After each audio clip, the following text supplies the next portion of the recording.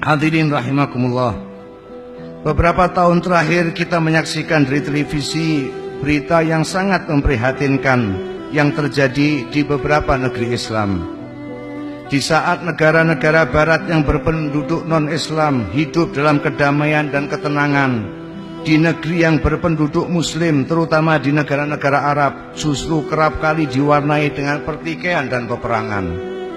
Irak, Libya, Mesir, Yaman, Syria, dan beberapa negara di benua Afrika nyaris tidak pernah berhenti dalam sengketa dan perang.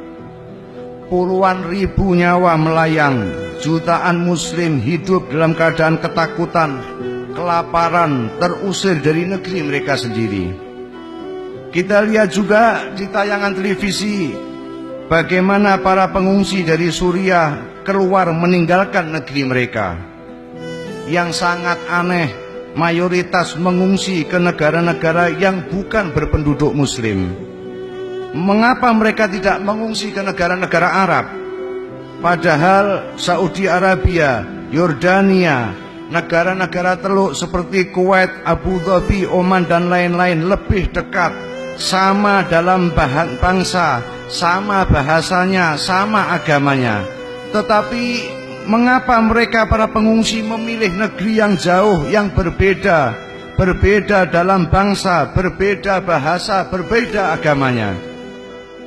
Adakah negara Arab sesama Muslim yang prihatin dan mau menerima saudara-saudaranya pengungsi ini? Mengapa justru orang kafir yang bersedia menerima pengungsi Syria? Inilah potret dunia Islam secara umum, di mana para penguasanya bertindak dan mengambil kebijakan hanya untuk keselamatan kekuasaannya. Sedang para ulama bukan menyuarakan kebenaran dan mengingatkan, tetapi yang banyak hanya penjilat kepada penguasa. Ayat-ayat Al-Quran dan hadis yang memerintahkan untuk bersatu, bersaudara, saling peduli dengan kondisi Muslim yang lain bagai hilang dari otak dan hati mereka. Yang selalu disampaikan hanya mengutip ayat dan hadis untuk membenarkan tindakan mereka, bahkan menghalalkan darah orang lain. Yang seperti ini pernah diingatkan oleh Nabi kita Muhammad SAW.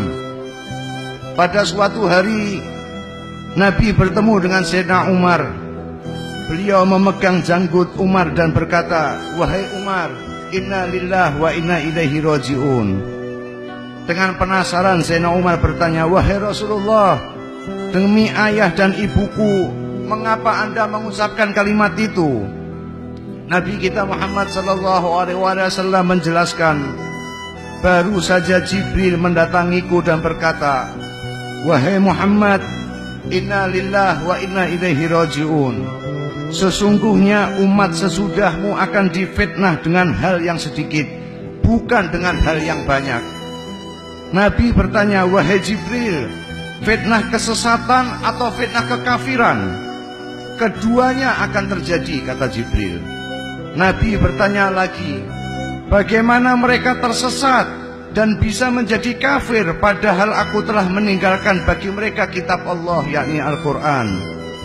Malaikat Jibril menjawab, "Dengan kitab Allah mereka tersesat karena masing-masing golongan akan menakwilkan sesuai dengan keinginan mereka, karena itu mereka sesat."